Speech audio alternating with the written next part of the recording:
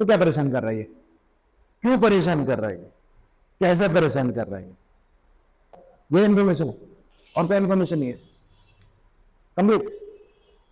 तो ये क्यों परेशान कर रहा है? अभी अभी क्या ये तुम्हारा इनिशियल यूएस है ना अकाउंट्स के लिए, अदरवाइज ये तो सबसे इजी क्वेश्चंस में से आ जाएगा। देखना क्या होगा, आपको बोला है कि मशीनरीज कितना परचेज किया गया है वो बताना है, ठीक है, ड्यूरिंग द ईयर। आपको चार चीजें इसमें दे दी है, ओपनिंग बैलेंस दे दिया है, क्लोजिंग बैलेंस दे दिया है। आपको ये दोनों से ही पता चल जाएगा कि आपको एसेट का एक लेजर बनाना है, ठीक है, एसेट का एक लेजर बनाना है, मतलब आपको सब कुछ उस लेजर के थ्रू ही सॉल्व करना रहेगा। बहुत इजी, निहायती इजी भाई।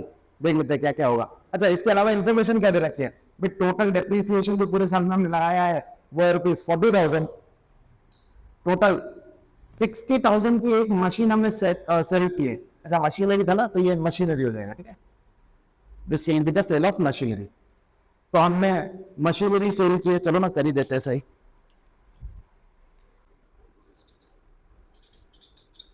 चलिए, मशीनरी हमने सेल कर दी 60,000 की, जिसका कॉस्ट कितना था 80,000। सर कॉस्ट नहीं, हमें तो बुक वैल्यू चाहिए। बट सोचो ऐसे क्वेश्चंस जहां पे आपके पास बहुत कम लिमिटेड इंफॉर्मेशन दी हुई है, वहां पे इसका आप बुक वैल्यू नहीं निकाल सकते।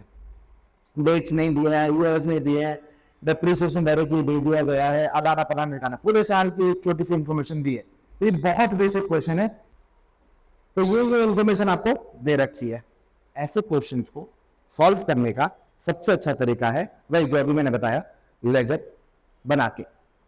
आपको जैसे ही पता चला कि ओपनिंग और क्लोजिंग बैलेंस दिए हुए हैं, फटाफट से लेजर बनाने का प्रोसेस शुरू कर देना, ठीक है। क्या करना है समझ लग रहा, सिर्फ मशीनरी नहीं, ज्यादातर एसेट्स का लेजर है ना, उसका एक प्रोफार्मा रेडी रखो दिमाग में। ज्यादातर एसेट्स जो है उनका सेम बिहेवियर रहता है, उसकी वजह से अगर आप चाहो तो एक प्रोफार्मा लेजर का रेडी रख सकते हो। क्या हो सकता है वो, कोई भी एसेट अकाउंट बनाना है आपको, कोई भी एसेट उसका लेजर बनाना है। मैं ज्यादा टाइम पास नहीं करूंगा, नॉर्मल सा प्रोफार्मा आपको दे रहा हूं। Left hand side debit side, right hand side credit side, एक अमाउंट की कॉलम के लिए मैंने यहाँ पे जगह छोड़ दी, ठीक है। ये आपका डेबिट साइड, ये आपका क्रेडिट साइड, ठीक है। देखना एसेट के नेचर के हिसाब से बैलेंस, जो ब्रॉट डाउन बैलेंस होता है, ओपनिंग बैलेंस, वो डेबिट साइड पर आता है। Balance brought down,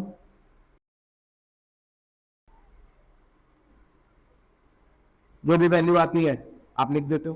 closing balance credit side पर चला जाता है, to by balance carried down, जो भी वैल्यू आएगी आप क्रेडिट साइड पर लिख देते हो, राइट। जो डेप्रिसिएशन होता है वो डेप्रिसिएशन क्रेडिट साइड पर बाय डेप्रिसिएशन उस एसेट पे। ज्यादातर एसेट्स पे डेप्रिसिएशन अमोर्टाइजेशन लगता है, टेंजिबल हो या इंटेंजिबल हो, depreciation by nature wear and tear की वजह से लगता ही है।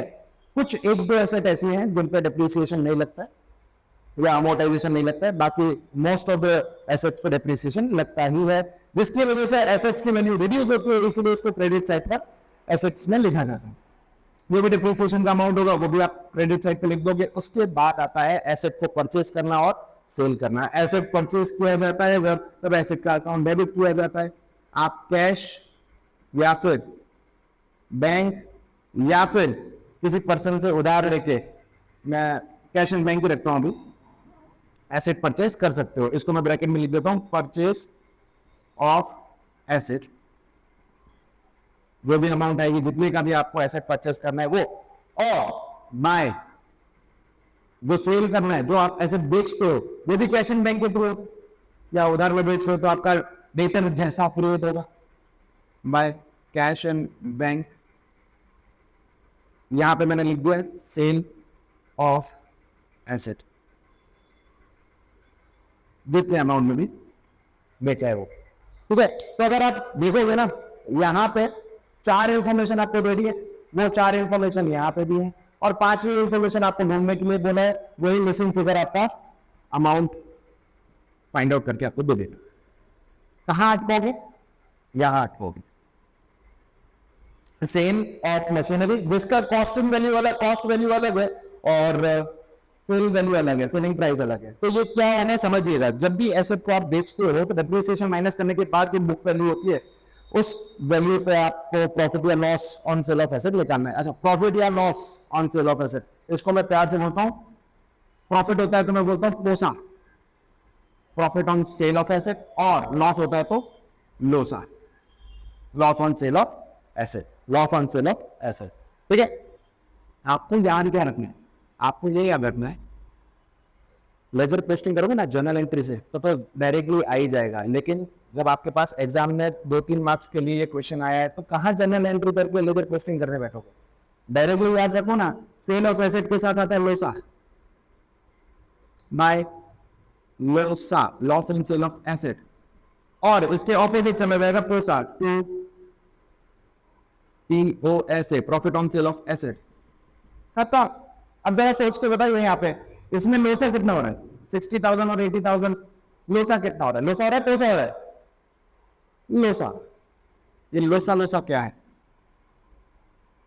ठीक है चलिए wire book, sale of machinery rupees 60,000, cost था 80,000, सीधा आपको पता है मैं सीधा लोसा लिख दे रहा हूं रुपीज 20,000,